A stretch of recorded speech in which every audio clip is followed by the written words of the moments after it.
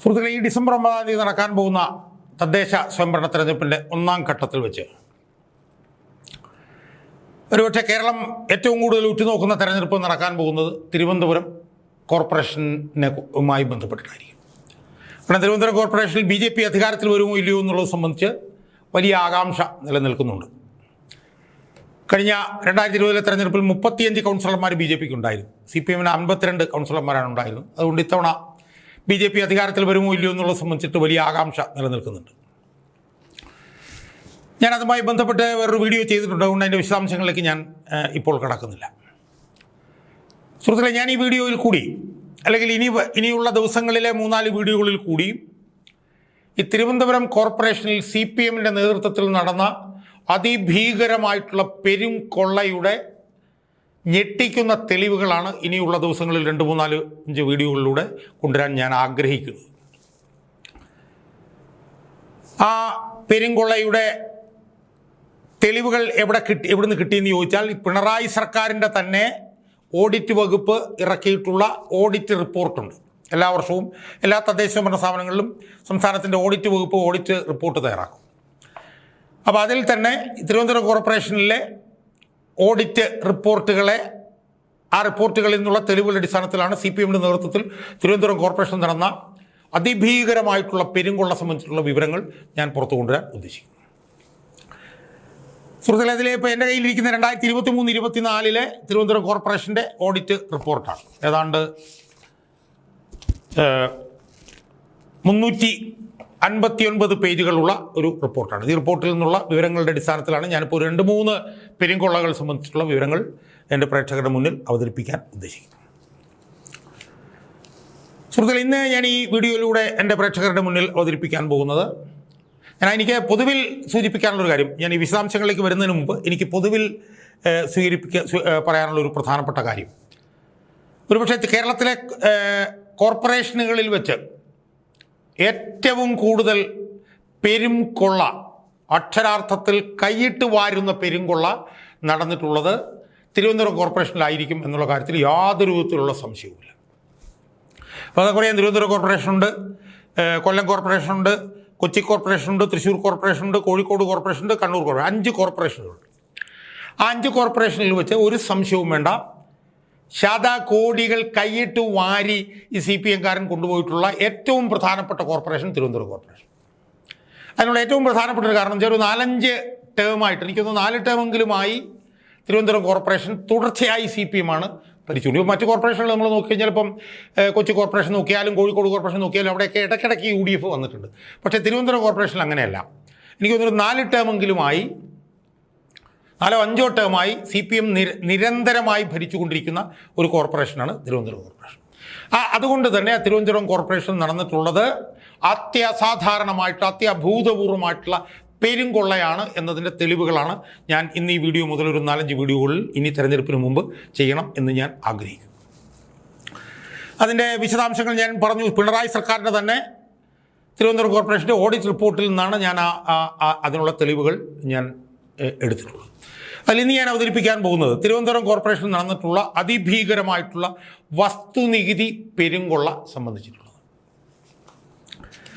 സുഹൃത്തുക്കളെ, നമുക്കറിയാം തിരുവനന്തപുരം കോർപ്പറേഷൻ്റെ ഏറ്റവും പ്രധാനപ്പെട്ട ഒരു വരുമാന സ്രോതസ്സാണ് വസ്തുനികുതി. അതാണ് അവരുടെ ഏറ്റവും പ്രധാനപ്പെട്ട വരുമാന സ്രോതസ്. മിക്കവാറും കോർപ്പറേഷനുകളുടെ എല്ലാം അങ്ങനെ തന്നെയാണ്. എന്നാൽ ആ വസ്തുനികുതി ഇനത്തിൽ വലിയ കുടിശ്ശിക പിരിച്ചെടുക്കാനുണ്ട് എന്നാണ് ഈ 2023-24 ഓഡിറ്റ് റിപ്പോർട്ട് വ്യക്തമാകുന്നത്. അപ്പം ഏറ്റവും പ്രധാനപ്പെട്ട വരുമാന സ്രോതസ്സിൽ നമ്മളൊക്കെ ഞെട്ടിക്കുന്ന നിലയിലുള്ള വസ്തുനികുതി കുടിശ്ശിക നിലനിൽക്കുന്നു. എന്ന് പറഞ്ഞാൽ വസ്തുനികുതി കുടിശ്ശിക CPM-ൻ്റെ കോർപ്പറേഷൻ പിരിച്ചെടുക്കുന്നില്ല എന്നർത്ഥം.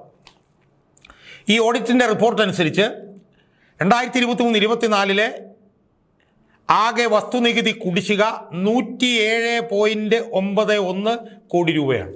ഓർത്തോണം, 107. 2023-24 ഉള്ള കണക്കനുസരിച്ച് പിരിച്ചെടുക്കാനുള്ള കുടിശ്ശിക 107.91 കോടി രൂപയാണ്. അതായത് അതിൽ 65.4 കോടി രൂപ എന്ന് പറഞ്ഞാൽ കറണ്ട് ആയിട്ടുള്ളതും, ബാക്കി കുടിശ്ശിക, ബാക്കി അരിയർ 42.43 കോടി രൂപ അരിയറുമാണ്. അനുസരിച്ച് അതിൻ്റെ അടിസ്ഥാനത്തിൽ 107.91 കോടി രൂപയാണ് വസ്തുനികുതി ഇനത്തിൽ തിരുവനന്തപുരം കോർപ്പറേഷൻ പിരിച്ചെടുക്കുക.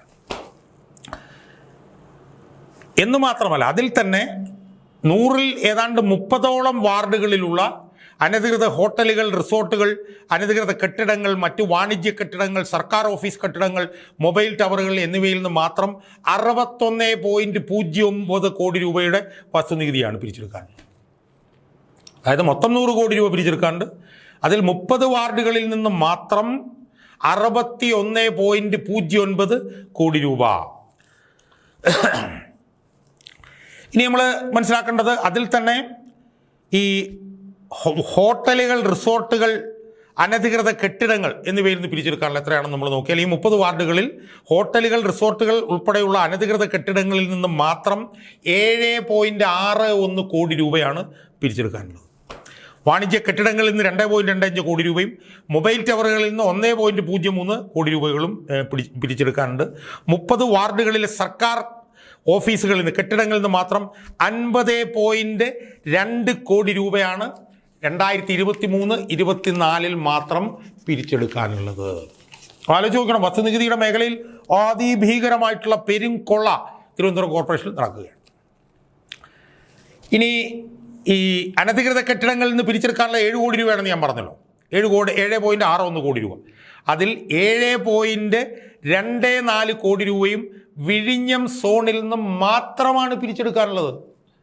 അതായത് അനധികൃത കെട്ടിടങ്ങളിൽ നിന്ന് മൊത്തം 7.6 കോടി പിരിച്ചെടുക്കാനുണ്ട്. അതിൽ 7.24 കോടി രൂപയും വിഴിഞ്ഞം സോണിൽ നിന്ന് മാത്രമാണ് പിടിച്ചെടുക്കാനുള്ളത്. എന്ന് മാത്രമല്ല, വിഴിഞ്ഞം സോണിലെ 63ാമത്തെ വാർഡിൽ നിന്ന് മാത്രം നിരവധി ഹോട്ടലുകൾ, റിസോർട്ടുകൾ എന്നിവയിൽ നിന്ന് മാത്രം 6.2 കോടി രൂപയുടെ വസ്തുനികുതിയാണ് പിരിച്ചെടുക്കുക. അതായത് വിഴിഞ്ഞം സോണിലുള്ള 63-ാം നമ്പർ വാർഡിലുള്ള ഹോട്ടലുകൾ, റിസോർട്ടുകൾ എന്നിവയിൽ നിന്ന് മാത്രം 6.2 കോടി രൂപ. അതായത് 36 ഹോട്ടലുകൾ, റിസോർട്ടുകൾ എന്നിവയിൽ നിന്ന്. അനധികൃത കെട്ടിടങ്ങളിൽ നിന്ന് പിരിച്ചെടുക്കാനുള്ള 7.61 കോടി രൂപയിൽ 6.2 കോടി രൂപയും വിഴിഞ്ഞം സോണിലുള്ള ഈ ഒരൊറ്റ വാർഡിൽ നിന്ന്, 63ാമത്തെ വാർഡിൽ നിന്ന് മാത്രമാണ് പിരിച്ചെടുക്കാനുള്ളത്. എന്ന് മാത്രമല്ല, ഈ 63ാമത്തെ വാർഡിലുള്ള ഉദയസമുദ്ര എന്ന് പറഞ്ഞൊരു ബീച്ച് ഹോട്ടലുണ്ട് വിഴിഞ്ഞം സോണിലെ 63ാമത്തെ വാർഡ്. ആ ഉദയസമുദ്ര എന്ന് പറഞ്ഞ ബീച്ച് ഹോട്ടലിൽ നിന്ന് മാത്രം 4.17 കോടി രൂപയാണ് നാളിതുവരെ വസ്തുനികുതിയായി പിരിച്ചെടുക്കാറുള്ളത്. ആലോചിച്ച് നോക്കാം നമ്മൾ. ഇപ്പം മൊത്തം 100 കോടി. ഇനി നമ്മൾ ഒരു കാര്യം കൂടി നോക്കിയോണം. സർക്കാർ ഓഫീസ് കെട്ടിടങ്ങളുടെ വസ്തുനികുതി 50,18,98,383 രൂപയാണ്. 50 കോടി രൂപയാണ് സർക്കാർ ഓഫീസുകളിൽ നിന്ന് കിട്ടാറുള്ളത്. ഇതിൽ 10 വാർഡുകളിലെ 3058 കെട്ടിടങ്ങളിൽ നിന്ന് മാത്രം 37 കോടി രൂപയാണ് പിരിച്ചെടുക്കാനുള്ളത്. ആലോചിച്ച് നോക്കും. CPM-ന്റെ നേതൃത്വത്തിൽ തിരുവനന്തപുരം കോർപ്പറേഷൻ നടക്കുന്ന അതിഭീകരമായിട്ടുള്ള വസ്തുനികുതി പെരുങ്കൊള്ള. മൊത്തം 100 കോടി രൂപ. അതിൽ 30 വാർഡുകളിൽ നിന്ന് മാത്രം 60 കോടി രൂപ. വിഴിഞ്ഞത്തുള്ള ഒരു വാർഡിൽ നിന്ന് മാത്രം 6 കോടി രൂപ. 63 പറഞ്ഞ വാർഡിൽ നിന്ന് മാത്രം 6 കോടി രൂപ. ഉദയസമുദ്ര ബീച്ച് ഹോട്ടൽ എന്ന് പറഞ്ഞ ഒരു ഹോട്ടൽ, അതിൻ്റെ ഉടമയുടെ പേര് രാജശേഖരൻ നായർ എന്നാണ്. അതിൽ നിന്ന് പല TC നമ്പറുകളിലായി 4.17 കോടി രൂപ വസ്തുനികുതിയായി പിരിച്ചു. തിരുവനന്തപുരം കോർപ്പറേഷനിൽ നിന്നുള്ള സർക്കാർ കെട്ടിടങ്ങളിൽ നിന്ന് 50,18,00,000 രൂപ തിരുവനന്തപുരം കോർപ്പറേഷനിൽ വസ്തുനികുതിയായി പിരിച്ചെടുക്കുക. സുഹൃത്തുക്കൾ, ഇതിൽ നിന്ന് മനസ്സിലാകുന്നത് എന്താ? തിരുവനന്തപുരം കോർപ്പറേഷനിൽ CPM-ന്റെ നേതൃത്വത്തിൽ അതിഭീകരമായിട്ടുള്ള വസ്തുനികുതി പെരുംകൊള്ള അരങ്ങേറിയിരിക്കുന്നു എന്നുള്ളതാണ്. അത് പുറത്തു കൊണ്ടുവന്നിരിക്കുന്നത് പിണറായി സർക്കാരിൻ്റെ കീഴിലുള്ള ഓഡിറ്റ് റിപ്പോർട്ട് തന്നെയാണ്. അവരുടെ 2023-24 ഓഡിറ്റ് റിപ്പോർട്ടിലാണ് ഈ തിരുവനന്തപുരം കോർപ്പറേഷനിലെ അതിഭീകരമായിട്ടുള്ള ഈ വസ്തുനികുതി പെരുംകൊള്ളയുടെ കണക്കുകൾ അടങ്ങിയിട്ടുള്ളത്.